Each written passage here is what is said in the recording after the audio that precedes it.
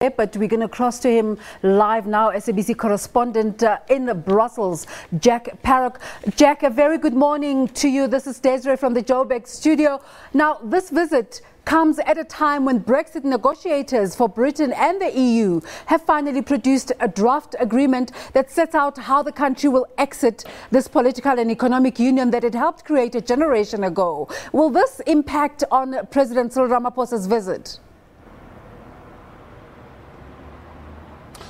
Certainly it will be one of the focuses, and he'll be extremely aware that this is going on in Brussels at the moment. This has been a huge development that finally the European Union and the United Kingdom have been able to come to a technical agreement on the major issues on Brexit. At the moment, this is really going on in London because the deal that's agreed here will be approved by the European Union as long as the UK Prime Minister Theresa May can sell it in her cabinet meeting and to the rest of the Parliament in the UK, which we'll see over the coming days. But obviously this is something that's going to be huge while the President Ramaphosa is going to be here. He would have been asking already, even if this deal hadn't have been done over yesterday, he'll be asking the European Union leaders how Brexit's going to affect South Africa and what it's going to mean. So obviously this comes at a crucial time for the European Union, and it's going to be interesting for the South African President during his visit here. What kind of interactions is the President expected to have with the head of the EU, Mr. Antonio Tajani?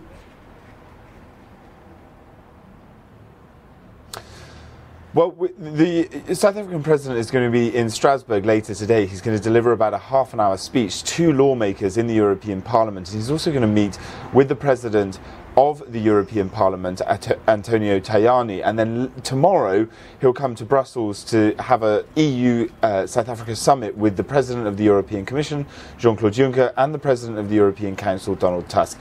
And really the purpose of the President's visit here looks like trade and investment. He's brought the Trade Minister and the investment and the finance ministers to Brussels with him to discuss this, and this is part of this fundraising and investment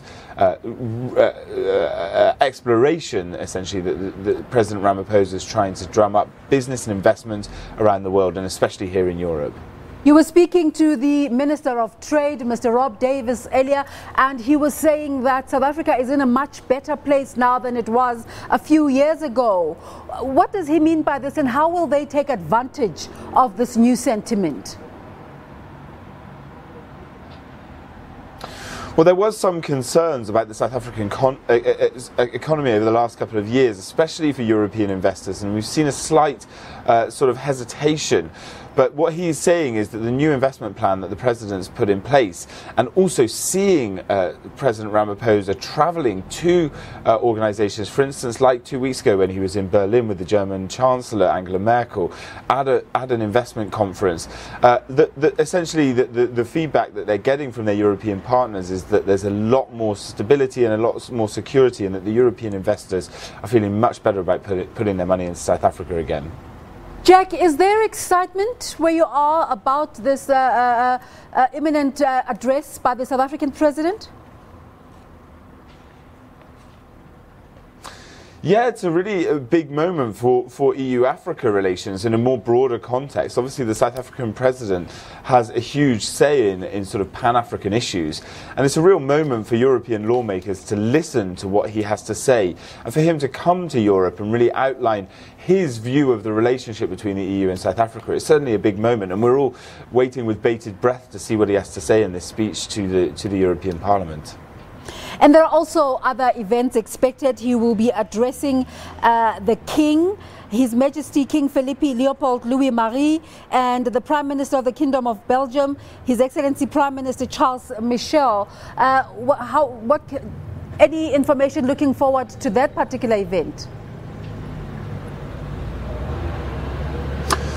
Well, clearly the red carpet is being rolled out at the Royal Palace later on today here for Cyril Ramaphosa, the South African President. There will be a lot of pomp and ceremony.